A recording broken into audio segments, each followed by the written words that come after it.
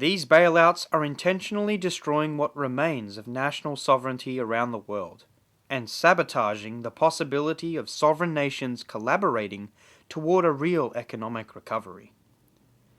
The British Empire still today is out to prevent all moves toward creation of a new credit system in which sovereign nation states would be able to issue credit for the real physical economy. The bailout policies of Rudd won't work because he's not actually addressing the cause of the problem. What has to happen in this country is that we have to go for very large-scale projects like the Australian Ring Rail proposal, nuclear power, high-speed rail, and infrastructure projects that have lifespans of 25, 50, 75 years and employ people into real jobs, not just throw money into the economy thinking that that's going to solve the problem. It won't. To protect the general welfare today, the Homeowners and Bank Protection Bill must be implemented in the shortest time. Those individuals responsible for causing the economic crisis and those who have blocked this solution must be identified and brought to justice. Just as in the 1930s, where the United States Senate Counsel Ferdinand Pecora launched a ruthless investigation into the Wall Street bankers who swindled and looted the US people then, today, an Australian Pecora Commission is needed to name the names of who have gradually destroyed Australia's economy since the beginning of the 1980s. The role of the financial empire of London and its corrupt Australian stooges in banking and politics must be made clear. Over the 1980s into the 1990s and right up into the current period, we've seen a lot of private banks benefit from the public sell-off of assets through globalisation and privatisation. One of the main ones is Macquarie Bank, with its Millionaires Club and active role in buying up public assets.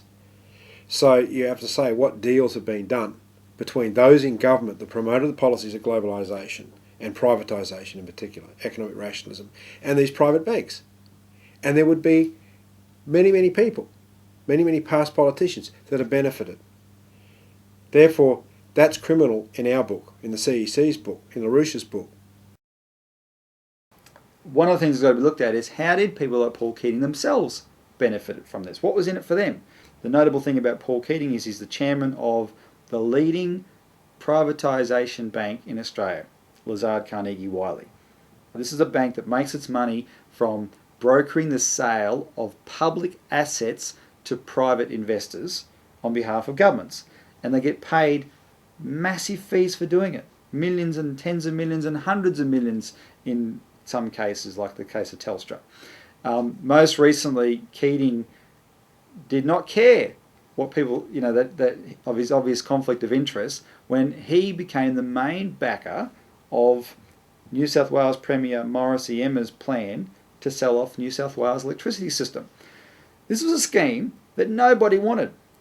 In the papers every day is Paul Keating writing these articles saying this has got to be done. This will realise my vision for a national electricity reform. But what he's not saying is, and my bank will make a lot of money brokering the sale. Bob Carr's the guy who was Premier of New South Wales, signed all these deals, public-private partnership deals with Macquarie Bank for toll roads. So New South Wales is covered with these private toll roads which are massively expensive to use. When Bob Carr quit politics suddenly in 2005, who did he go to work for? Macquarie Bank. And in doing so, he wasn't the first, I dare say he won't be the last, but he joins a host of former Keating government ministers, former Howard government ministers, Howard's brother, Paul Keating's sister, all public figures or associates public figures who have ended up with very cushy jobs on the various boards of Macquarie Bank satellites. We need to investigate Jeff Kennett's government in Victoria. Kennett oversaw, at that time, the most radical privatisation program in the world. Banks like Macquarie Bank made a lot of money out of these privatisations. Kennett's treasurer, Alan Stockdale, is making a lot of money working for them now, after arguably making them a lot of money when he was Treasurer of Victoria, signing off on these privatisation deals. if you benefit from the sale of public assets and you're in government making the decisions of who gets what, that's criminal activity, and we have to uncover that. We have to lift the lid on what's been going on for the last 30 years. And if people haven't got anything to hide in the sense that they've not been doing it, well, that's fine. But the criminals will get caught out. One of the biggest criminals, of course, was Alan Greenspan. Probably the biggest criminal in this whole operation.